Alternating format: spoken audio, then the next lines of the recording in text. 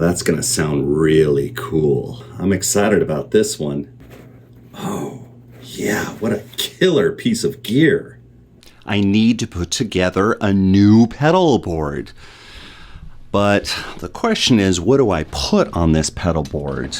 Because I need it for a recording session and I need it for live performance as well. But there's billions, just tons of pedals to choose from. And it could be really overwhelming and just keep you from making music because there's so many choices. So I don't want to have as many options as I possibly can. I need to make some choices. And that's what I'm going to do with this pedal board. So it will sound good. It will give me the effects I need. But the other thing is that the pedal board has to be fun. I don't want it to be boring and just like I'm doing a job. I want it to be something fun and inspiring. So let's make some choices and then create the pedal board. I'm going to use the Voodoo Lab Dingbat. I'm going to use the medium size, which I think is perfect for this. For the brain and the switching, I'm going to use the Gigrig G3 Atom. Just an awesome piece of gear. For overdrive, I'm going to use the Boss Blues driver, and this is a Keeley modded one. So that's why the switch is here. The Digitech Ricochet for a very cool whammy effect.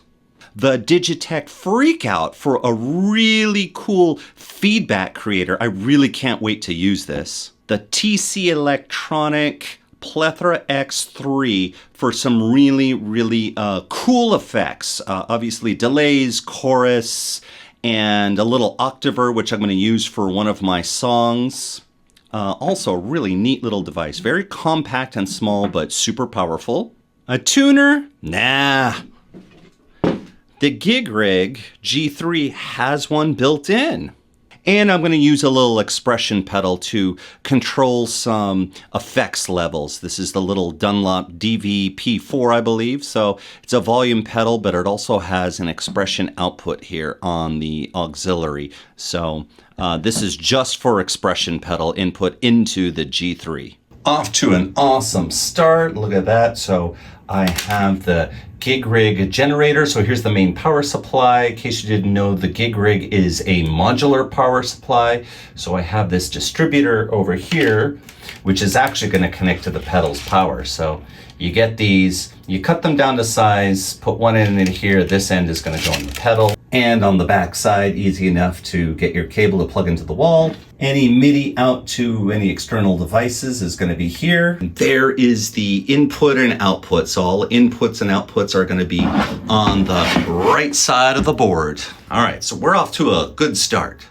I've built a couple of pedal boards in the past, and it's just amazing to have something in your mind's eye, go through the process of creating it, see it come to fruition, and see that end result. And it's not just the end result, which is so amazing. It's going through that process and learning so much along the way. So this has made this pedal board build a little bit easier because I've already made the mistakes from before.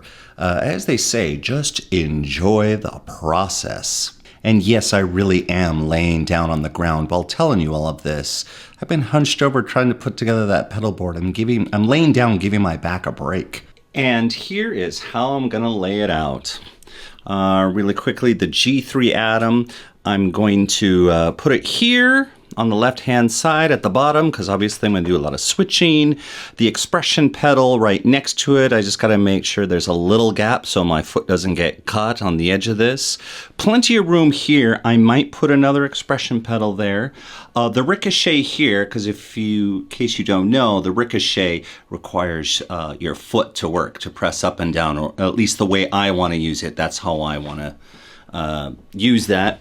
And then I'm going to put the plethora over here, and I am definitely going to use these switches here to do some mash effects and some other cool things. The Freqout I'm going to put over here in the middle because I don't need, once that's set, I don't need to do anything else with it. I'll just bring it in and out using the Gigrig, which is kind of cool. The blues driver we're going to put here. Again, I don't have to worry about pressing it down because once it's on, the Gigrig is going to take it in and out. Notice I also have some spaces here, so I have room to put other stuff. I might do something like put the Nobles overdrive alongside the blues driver. That might be really fun. This is going to be how I want to lay out the pedal board. I haven't mounted anything on there yet, but that is the next step, to go ahead and turn the pedals over, mount the dual lock on it, and also get underneath and deal with the power supply. We didn't even talk about patch cables. I'm going to use these from EBS. They're very flexible. They're flat, so which means they can easily wrap around the pedal, so it's going to be easier to route. I got these because Tim Pierce recommended them, and he was right. These are absolutely killer. And of course, I got to route the power out, so I got to route it out underneath and clip these to the right size to fit to the individual pedal, so I won't have a big old spaghetti mess underneath. A quick reminder to subscribe and like this video. Fred over here is counting on you.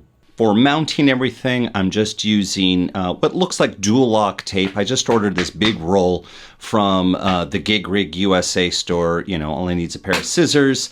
And this is how I'm gonna mount everything on the board. And of course we need zip ties, our very best friend. After I've cut them out, here is the secret. I put them together like this. I sandwich them. Whether it's Velcro or this dual lock, I sandwich them together. Then I remove that off of one side. Now it's sticky. Then I go to the pedal. There's the sticky side I just took off. I go ahead, put it on the pedal. And then I do the same with the second piece. Then I go ahead and remove that sticky side. I remove that sticky side. And now the pedal is ready to be placed in my choosing. I'm going to put it here. All I do is put it down in the where I want it. Press down, and there you go.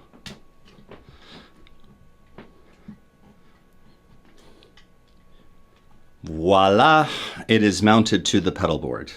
I'm done wiring the pedal boards. All that's left to do is to clean up some cabling over here, not only on top but underneath, but that will be done a little bit later. Let's take a look at the pedal board, a close-up view, the Gigrig, the expression pedal. Now you might be wondering to yourself, that's it? That's all you've got? And yeah, actually there's a lot of empty space. This is all I need for pedals. These are all the pedals I need to come up with some kick-ass sounds. So let's run through a few sounds.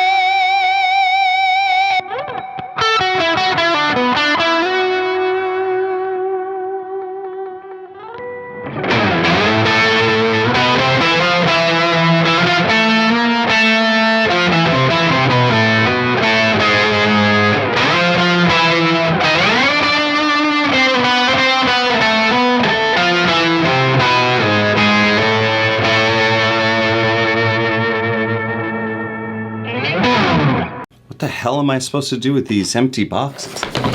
For those of you wondering, the amp I'm using is my Mesa Boogie Mark V 25.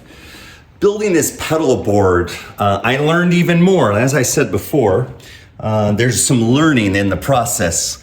And I learned that I didn't measure all of my cables correctly, so amongst the cleanup of cables, I'm gonna have to put some new ones in there, no big deal. And so that was really it, the cabling. Let me know in the comments your experience with building pedal boards, what you thought about my pedal board build. And I want to thank all of you for watching this pedal board build video. I appreciate you watching. If you found this video entertaining and valuable, please like and subscribe to the Saint Luminus channel. You can also find my own music down below in the description.